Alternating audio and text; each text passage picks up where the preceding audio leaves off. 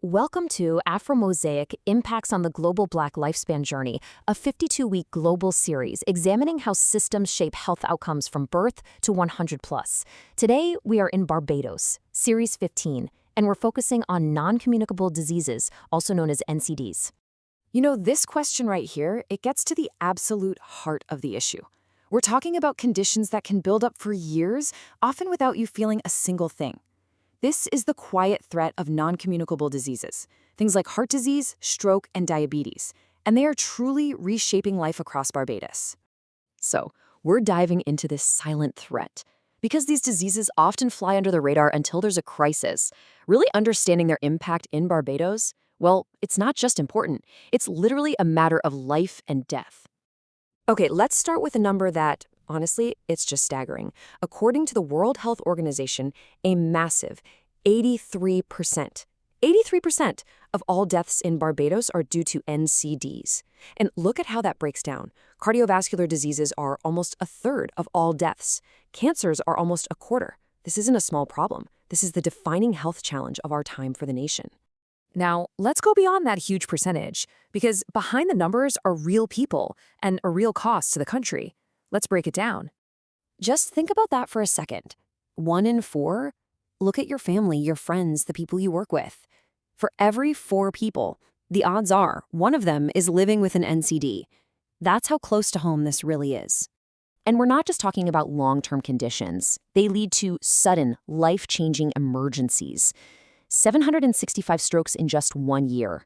That's more than 2 families every single day having their world turned upside down in an instant. And the cost to the country?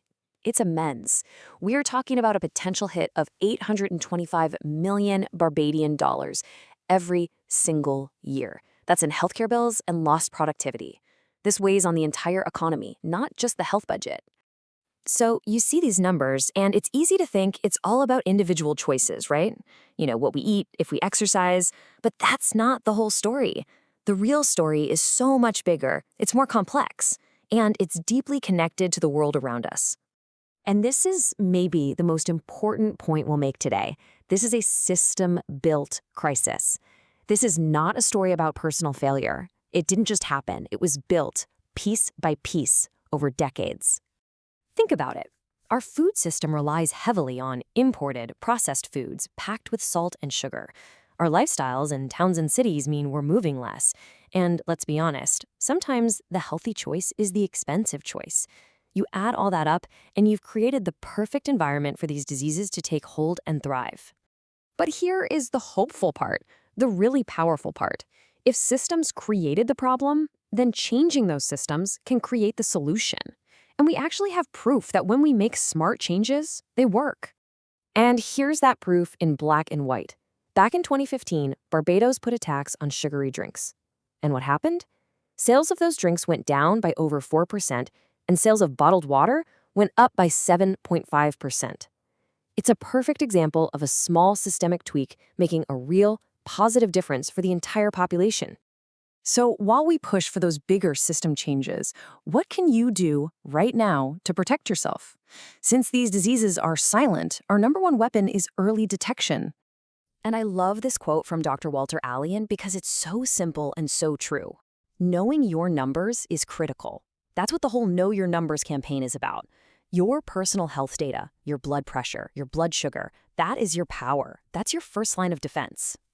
It really is this straightforward.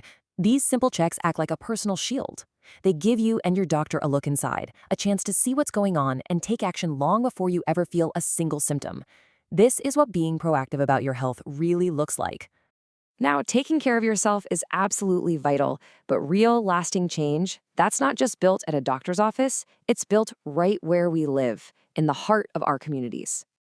And that leads us to this powerful idea. Prevention needs to start where trust already exists. We're talking about the barbershop, the salon, the community center, the places where people gather, talk, and support each other. And that's exactly what groups like Barbados Moves are doing. They're not waiting for you to come to them. They're bringing health and wellness out into the community. They're hosting free wellness walks, cooking demonstrations, and local health screenings, making it easy, making it fun, and making it a normal part of everyday life. Okay, so we've covered a lot, but what does it all boil down to? What is the one thing you can do today? Let's make this call to action as clear as possible. First things first, please do not wait for symptoms. Remember, these are silent diseases. By the time you feel something is wrong, you've already waited too long. And on that note, don't just assume you're fine because you feel fine. Feeling healthy is great, but it's not a guarantee. The only way to really know is to get checked. So please don't put it off. Waiting is the biggest risk we can take. The time to take charge of your health isn't next year or next month. The time is now. So here it is, your mission. It's this simple. Get tested so you know your numbers. Detect any issues early when they're easiest to manage so you can live longer. That's what this is all about. You know, sharing this, encouraging someone you care about to get a checkup, that's more than just sharing facts. It's a genuine act of love because awareness is love in action.